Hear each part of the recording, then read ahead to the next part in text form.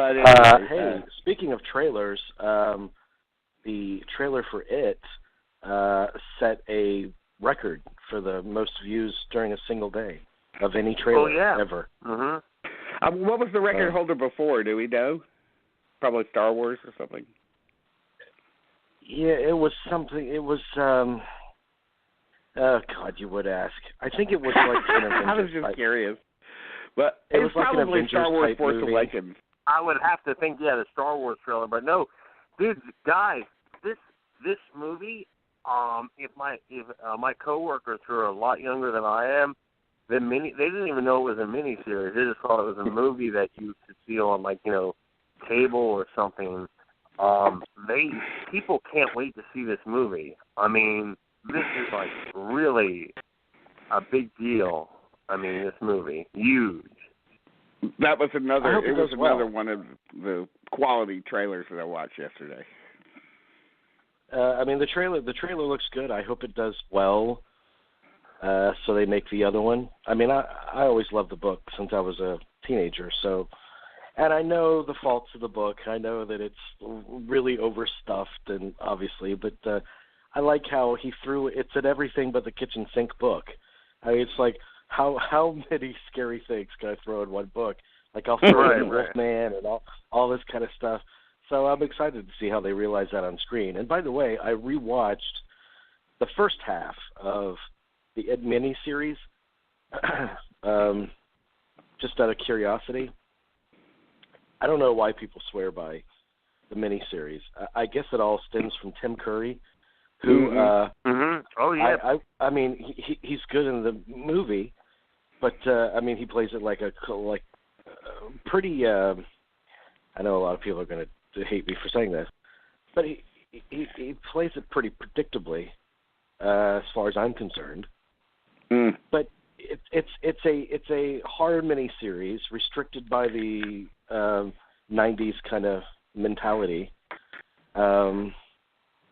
starring the leads in WKRP in Cincinnati, the Waltons, Night Court. I mean, why are people?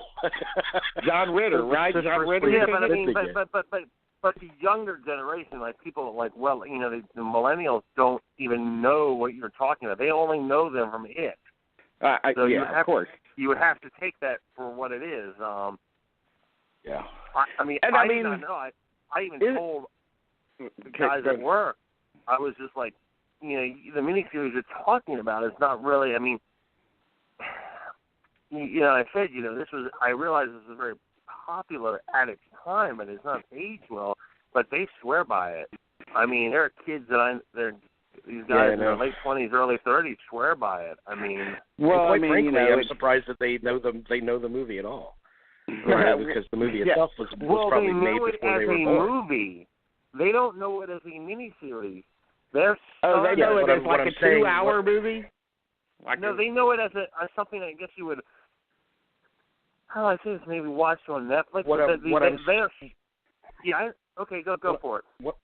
What I'm saying is, I understand that Night Court and WKRP and all that kind of Three's Company, all that kind of stuff is before their time, but so is It, the movie.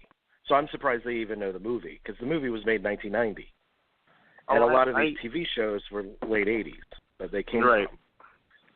But they know it.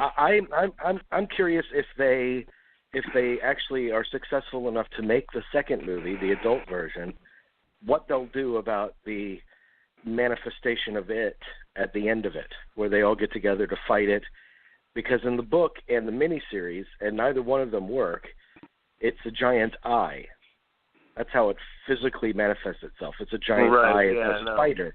A spider or a big eye or something that they battle? It's a or spider. I've never read it. No, it's a spider. It's something like that. Anyway, it's complete. It's completely awful. So I'm wondering how they'll remedy that.